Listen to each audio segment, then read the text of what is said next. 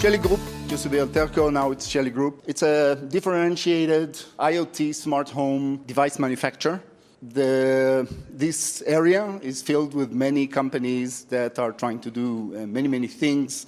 One of the things that really drew my attention to the company was a couple of things. First of all, it's a rapidly growing company. It's a profitable company, unlike many other companies in its field.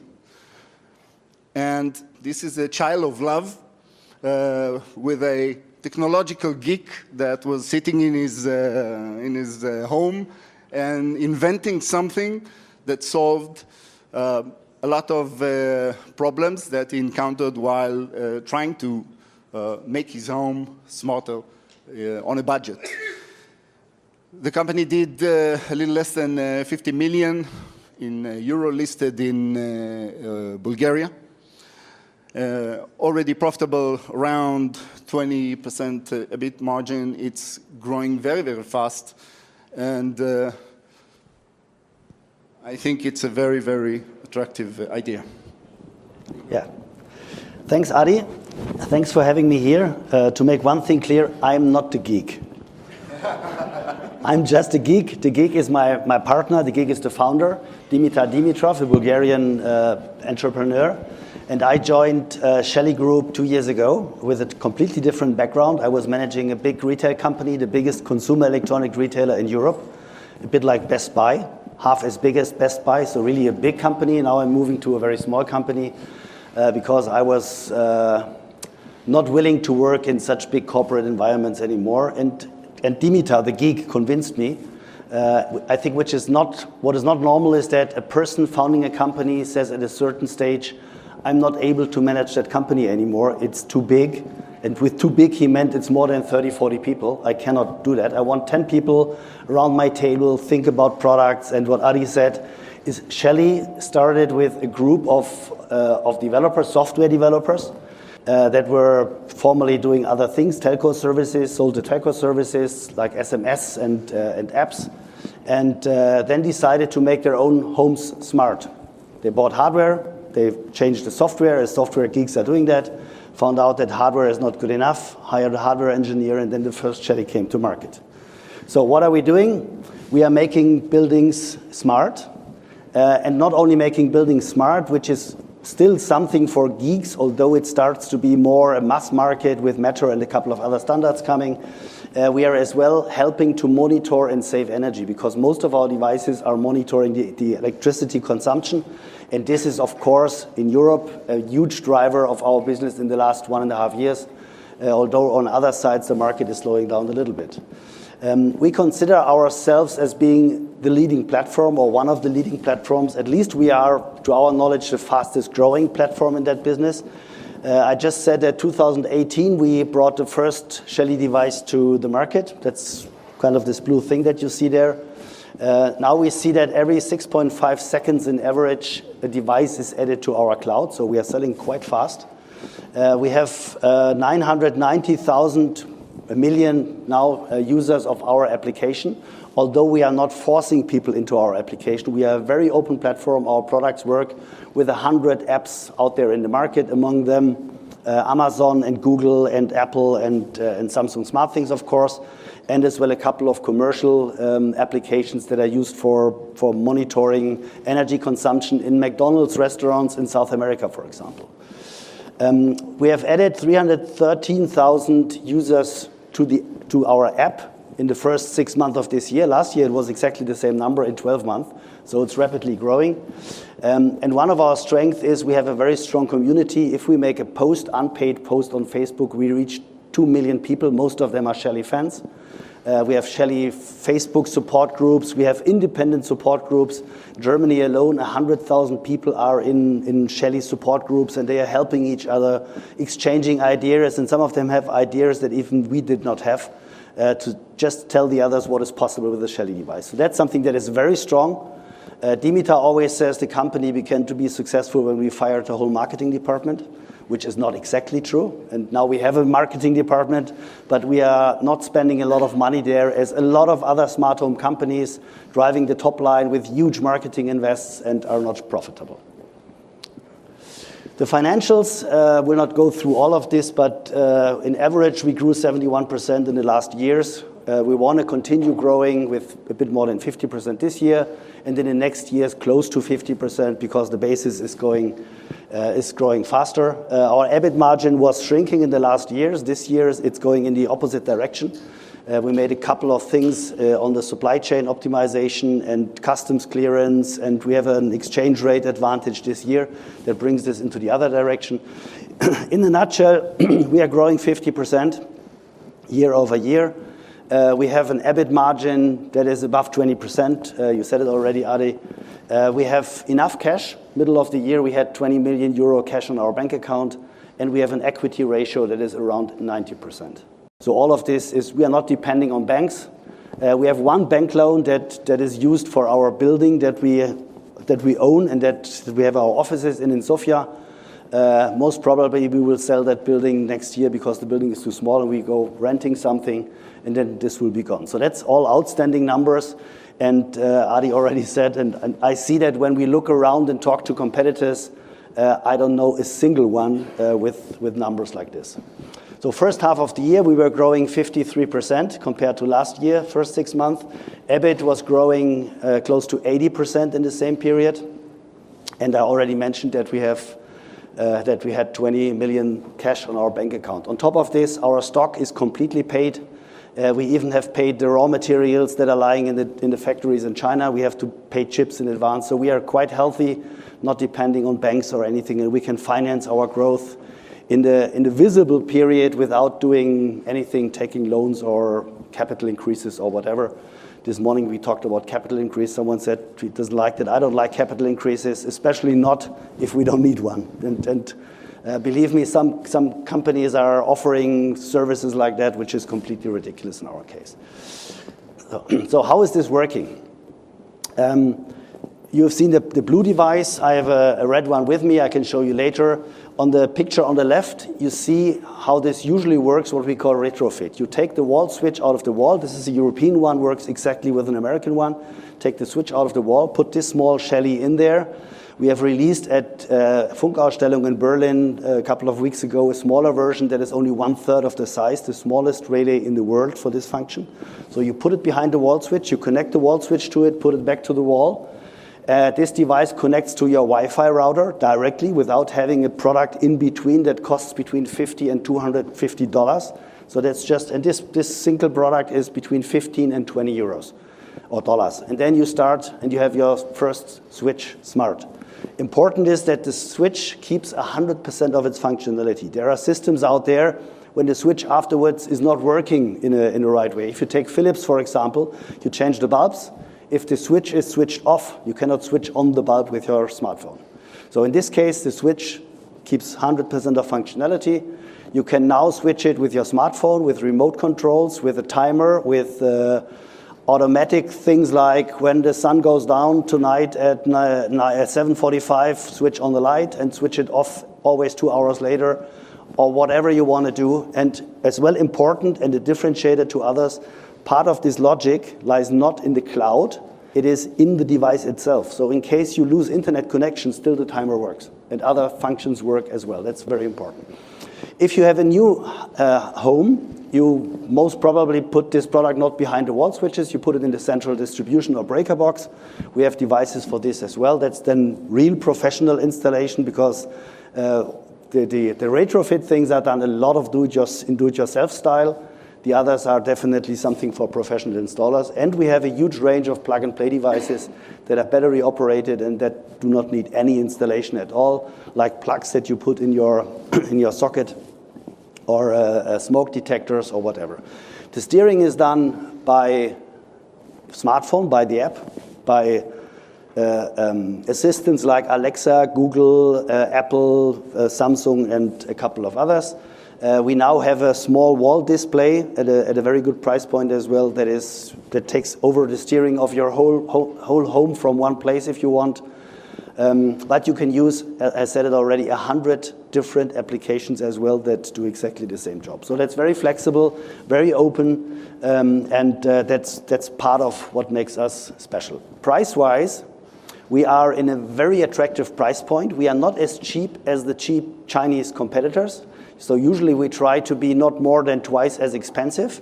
That means the product that you saw, the blue one, is $15 end user price. Chinese products are available at $7, $8. Now if you compare this to Philips Hue, for example, or other bigger brands, they are twice as expensive as we, sometimes 3 to 4 times as expensive. If we go to ABB, Legrand, Schneider, and those guys, they are really on the very high end. And they have way less features than we have. If we compare our features, we are outperforming most of the competitions 10 times.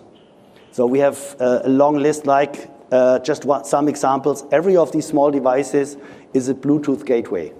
Every of the device is a Wi-Fi repeater. So if your Wi-Fi network at home is not reaching long enough, you can use one of the Shellys to connect another one.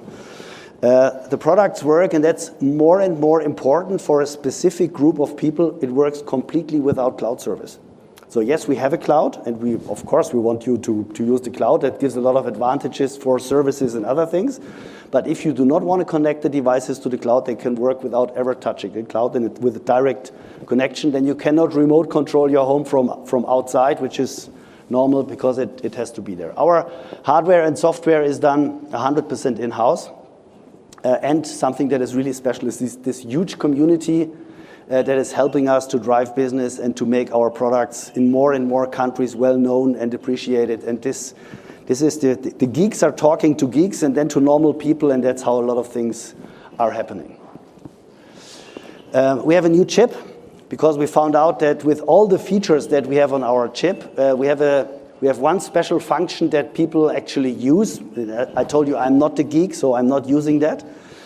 We have a library of functions that you can copy in the device yourself at home to make the device doing something different. Now the chip is too small, so you have to take something off to put this on. To avoid this for the future, we asked the Chinese chip manufacturer, a very big one that is doing a lot for automobile industry as well, to make a special chip for us that is faster, that has more capacity, so that we can bring all the features on the chip, including Matter, without taking other features off, which will enlarge our capacity again, and the advantage compared to competition again much more. So I talked about the communities a lot. So if you go to YouTube, you type in Shelly, you see thousands of user-generated videos where people explain how to, in every language you can imagine in the world, how they explain how to integrate a Shelly in the app, how to make the installation, special solutions. You want to steer your old sauna that is very analog, want to make it digital, you can do this for $50 with a Shelly device. And people explain that without being paid. That's not paid influencers, that's just happening because people like to work with our products. Guidance. This morning we heard about, someone said he doesn't like long-term guidances, and that's all, I think it didn't use the word bullshit, but it's nothing that is serious. We have a guidance, and in this case, I would argue that you need one for the external world, but as well for the internal world. This is 2023, and I come to 2026 in a second, because for me it was important to tell our people as well that we're used to work in a small company that was doing 3 years ago 12, 15 million euros revenue, to tell them, guys, we want to become a 200 million euro company. We have to behave as one. And you have to think as department leaders in this company, you have to think what has to happen that this becomes reality in a year or two. So don't think just from now to tomorrow. You have to think a little bit more ahead. And for this was important. And as well, because we are from the origin a Bulgarian company, we are stock listed in Sofia and in Frankfurt. We have subsidiaries in a couple of countries. The biggest one is in Germany. Of course, we want to show as well the external world what such a small Bulgarian company is able to do and what we will achieve. And so far, we delivered every time. So last year, Adi said already, we were at 47.6 million euro revenue. In the first half of the year, we made 28, which is above the plan. Our fourth quarter is very important for us because having a strong do-it-yourself part of our business, Black Friday is important, Christmas business is important, but we are a little bit ahead of where we have been last year for the achievement of 47.6 million. So we are quite confident that we will make the 72. That means growth rate first half of the year was 53, and we expect 51 for the year. So of course, if everything goes well, we want to be above that, but with 51, I would be happy. EBIT from 10.4 to 17 million. EBIT margin should go from 22 to 23. Now you can say fortunately or unfortunately, first half of the year we were already close to 25. Now it's always complicated to tell investors then, yeah, second half of the year will be aggressive. And so we will see where we end up, but it will be definitely 23 or more % of EBIT margin. So all the numbers are good. In the midterm, 2026 is midterm for me. We promised to make 200 million plus 200 million euro revenue, which is quite ambitious. In average, we want to grow a bit more than 43% in that period. Internally, of course, we have more ambitious goals. We want to deliver then 50 million euro EBIT or more than 50 million euro EBIT or more than 25% EBIT margin. Adi is always challenging and says, come on, if everything happens what you promise here, this will be more than 25. Seriously, I would be more than happy to deliver 50 million euro EBIT coming from 250 million euro revenue with a bit lower EBIT margin, but to get more market share and to bring more pressure to competition and to have wider presence in the market, because that's quite important for us. So where should this come from? So it's not just wishful thinking, and we will see what will happen. In general, we are talking about a positive market. The expectations are that the markets shall grow 20% in average year by year, mainly by adding more households. And in Europe and in the United States, all people expect that more and more households will be smart in the next years. So there's a lot of room to grow. Our existing customers, from the existing customers and the ones that have integrated the products in the cloud, we know that the average customer connecting to the cloud uses or integrates 2 devices in the first year. And after this, every year 2 more. One of our advantages is that we have a wide range of products. So we are not just having heating systems where once you have equipped your house with, 10 thermostats and TRVs, valves, it's done. Typically, a customer starts with a plug, so plug-and-play device, or a smoke detector, or with the typical Shelly that comes behind a wall switch, with a water detector or some other things, and then he adds more and more devices because he sees what you can do with this. You can use this for steering your swimming pool. You can use it for your garden irrigation. So it's for opening your garage door and closing the garage door, for your roller shutters, the blinds, close and open, different products. We have dimmers, so a huge range of products. In average, 2 more devices per year, which is not exactly recurring revenues, but we address the customers that have the products. We tell them what's new. We have new devices every year, so that's quite a solid number. I told you that we have a very big proportion of do-it-yourself business today. That's like 75-80%. We are not exactly knowing that because you never know if someone buys and installs himself. We asked customers, and the last number a year ago was close to 80% are doing it themselves. We think that some of them doing it themselves are actually electricians, because you need to know have some basic knowledge. But the way bigger market is the market that is the smaller proportion of our business today. That's the professional market, so professional installers. We are addressing those guys. They have a very long decision cycles, same in Europe as in the United States. So you tell them what the product can do, you tell them how competitive it is. The first thing they say, it's too cheap. We want more expensive products. That's better for our margins. They don't think in customer. They just think in old worlds, and it takes very long to convince them to change that behavior. On the other hand, we are going to schools. In Europe, you have a system where electricians are trained partially at schools. We equip the schools with Shellys. We train the trainers, so we see that first effects are coming because they are going home to their companies where they work every day. If they have a problem, they are the young guys that know about smart home and smartphones, and then they say, come on, that's Shelly. Then they call the wholesaler, and the wholesaler, after he has received 5 calls and he doesn't carry the product, he comes to us and says, maybe we should rethink not working with you. So that's a long-term thing, but that's something where we see a huge proportion of our growth coming from in the next years. Cloud potential. I told you we have 900, close to 1 million users of our app, for our application. We have 1.6 million households using our products currently. 1.6 million households using our cloud. And we have 2.2 or 3 million households in total, because not all households connect to the cloud. So that's the ones that are not using our cloud service.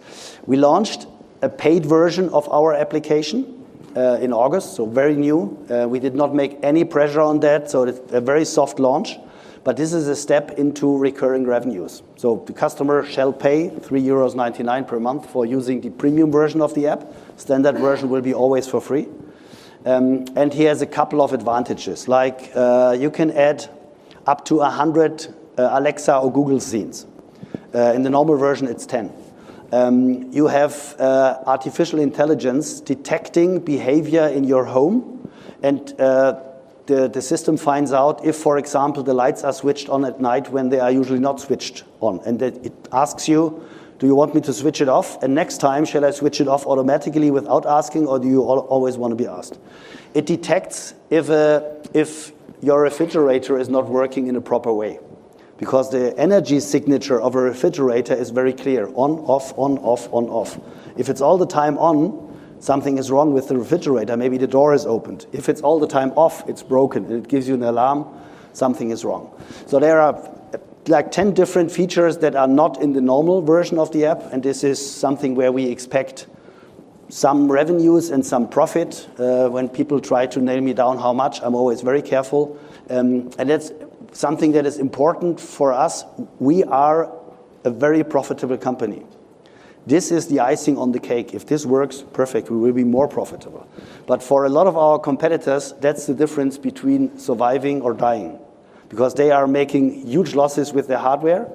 And if they are not one day keeping their promise to investors that, when we start monetizing our data, and when the customers will one day pay for the application and for the use, then we might be a profitable company. We are profitable.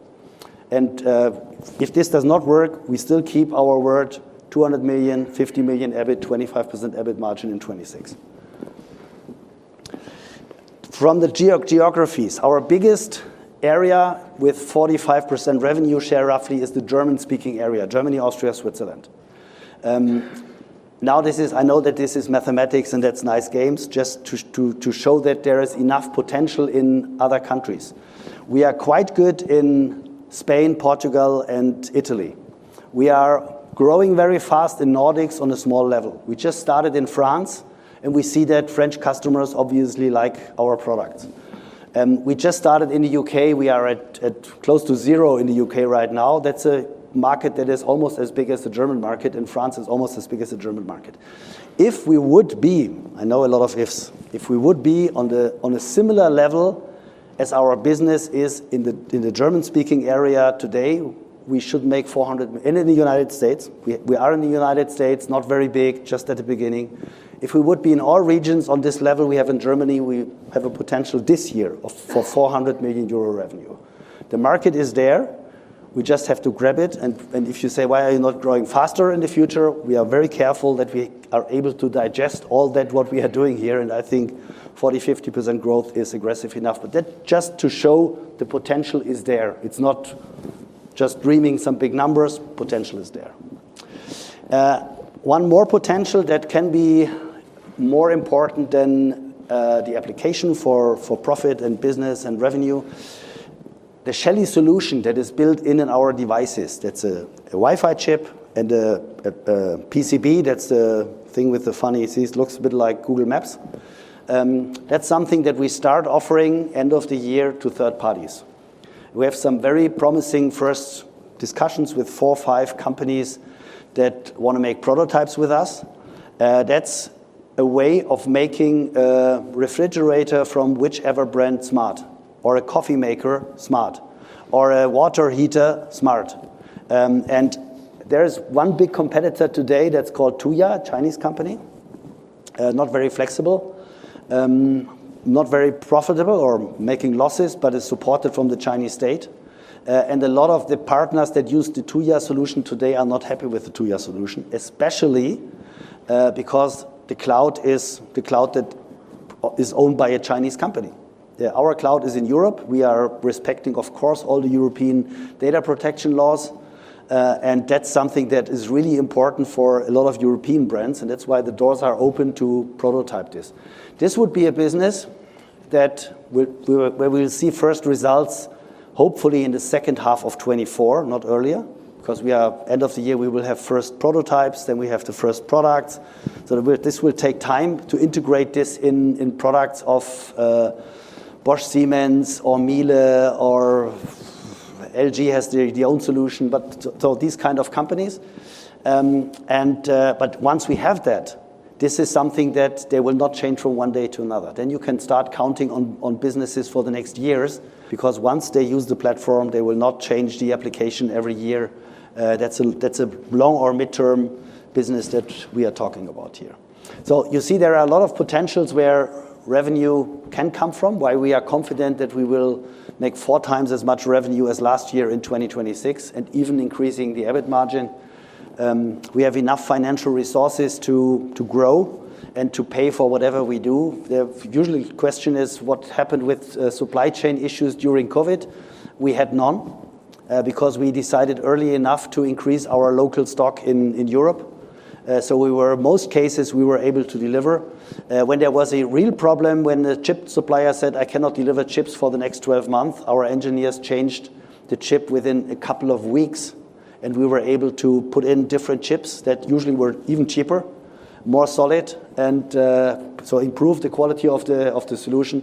The downside of this was that we did not deliver that much new products in that period, but our engineers are really fast. That's as well an advantage compared to some of the big players. We are in contact with the big players, of course, the really big manufacturers. They usually say that we are so fast with developing new products, bringing them to the market. When they have a product idea and we have the product idea at the same time, our product is on the market, they don't even have the PowerPoints ready to show the first presentation to the team that is deciding to make a project out of this. So that shows a little bit where we are and what makes us different.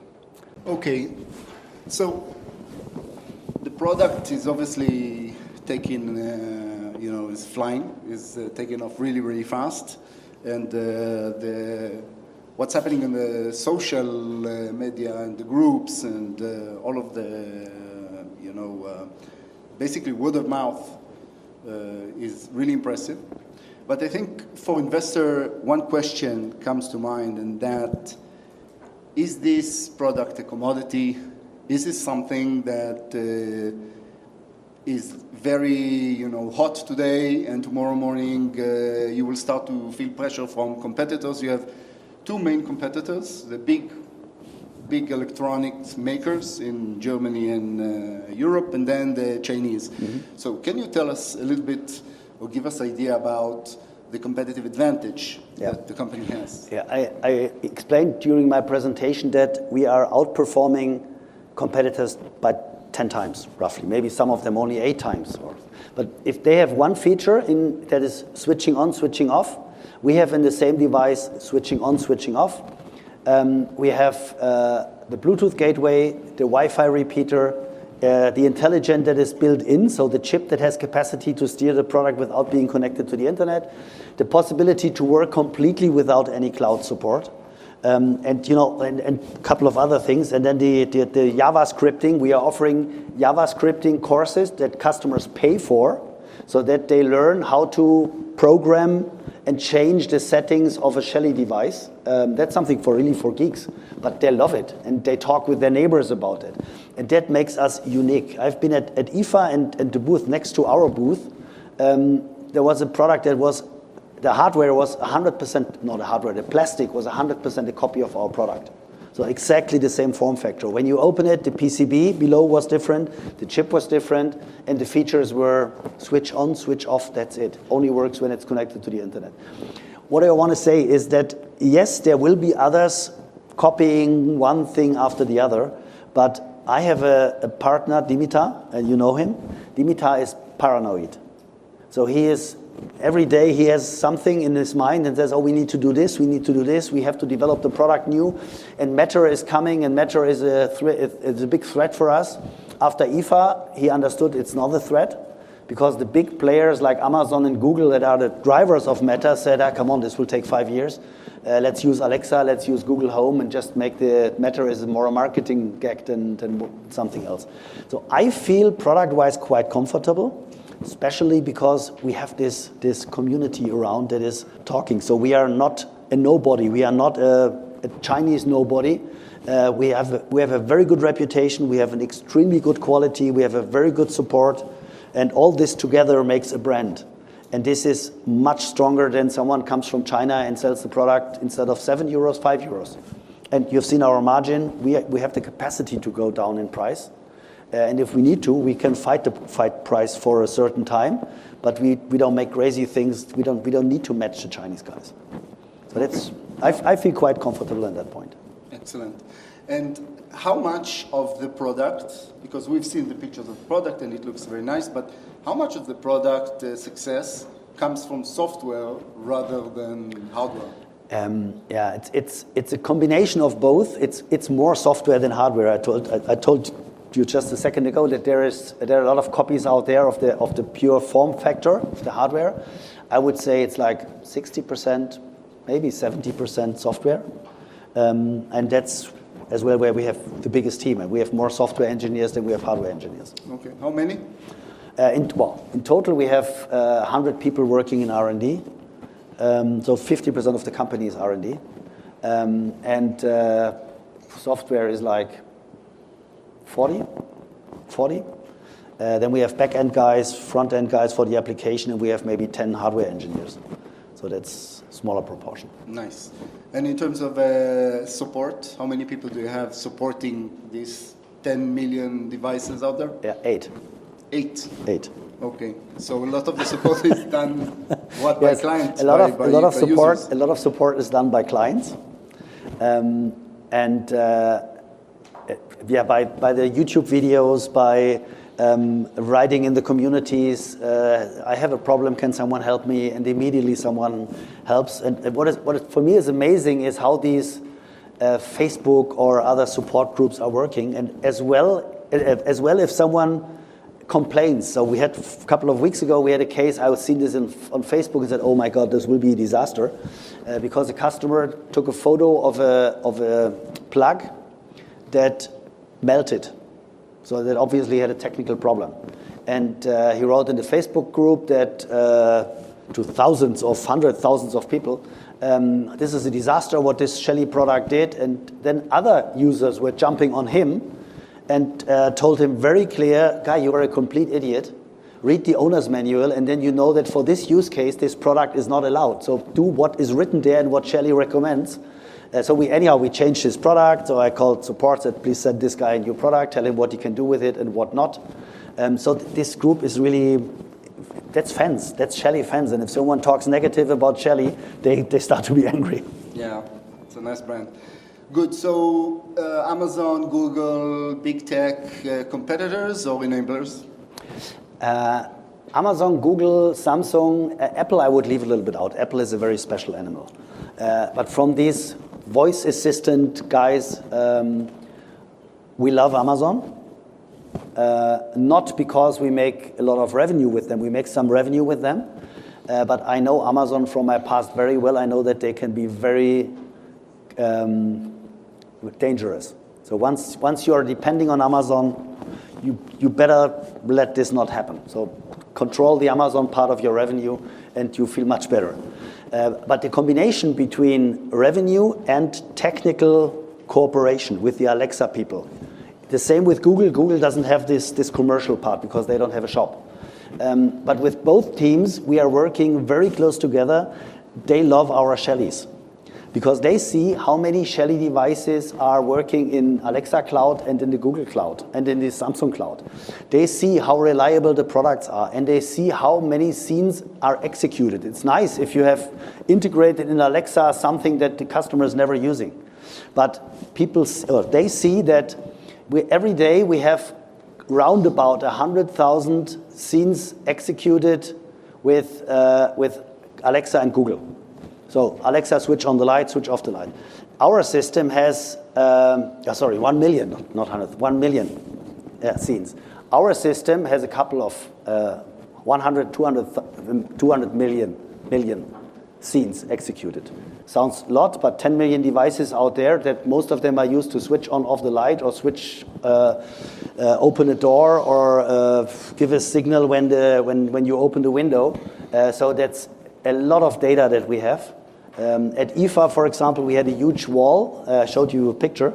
A huge wall with how many power is consumed right now via Shelly devices. What is the use case? So how many electric vehicles are charged and how high is the consumption? How many washing machines? How many energy for air condition? For cooling or so the refrigerators? For the pool, heating the pool. And as well, where is the power coming from? Because we have a device that is used to steer solar panels. It can measure the energy flow in two directions, in the grid, from the grid, or from the solar panel in the house. And with this, you can see how many, from our users, which proportion of their electricity is coming from their solar systems and what is coming from the grid. And what are they using which energy for? And then you can make some automations. If there is enough power coming from the solar panel, the battery is full, now charge my car, or now switch on the washing machine, or now heat my water, because later when electricity will be expensive because I have to buy it, I want my water already to be hot. And that's all use cases that are that they see and that they love. And now we are working with, Amazon is the first, to make a very deep integration in Alexa, so that in a year or 1.5 from now, you can ask Alexa about your power consumption. So Alexa, how many electricity did I consume yesterday? And then Alexa answers $9.80.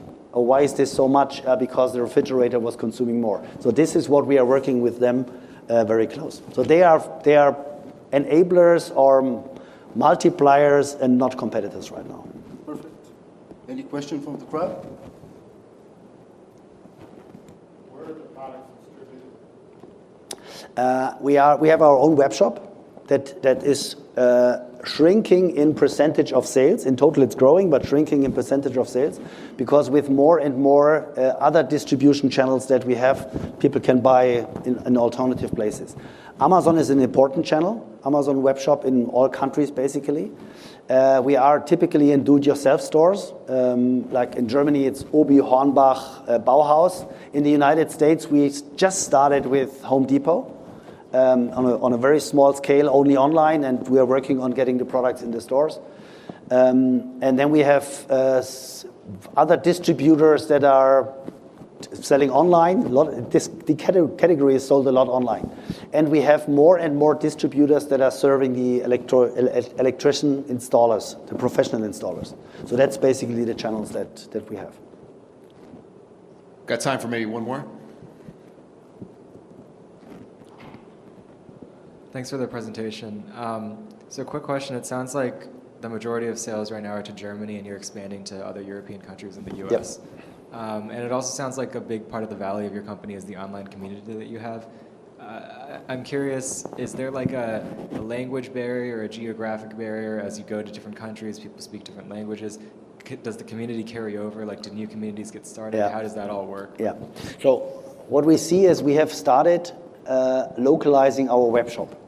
So we had an English version, and now we have a German version, we have a French version, and we see automatically that sales in France is starting. If you are not speaking French in France, you don't make big business.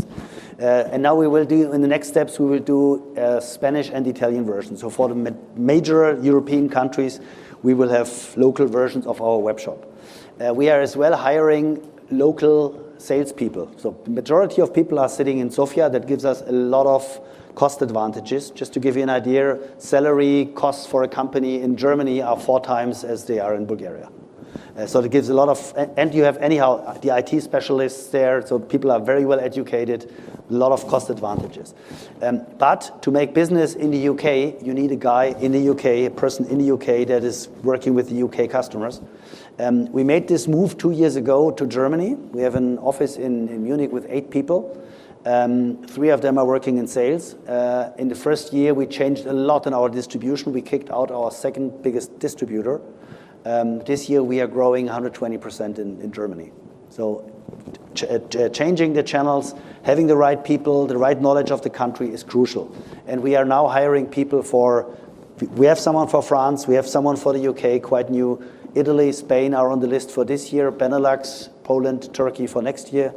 We have an office in Shenzhen, in China, that is mainly taking care for production. We have no own production facilities. We have outsourced factories. They are checking the quality and is everything fine in the factory, organizing supply chain. But they are as well starting to sell in the Asian area. So we see that you need different packages. You need the Chinese letters and Japanese letters, and then it starts as well in those regions. So there is a lot of potential. Let's hope that we get everything, which I don't believe, but a big majority of what we plan will happen.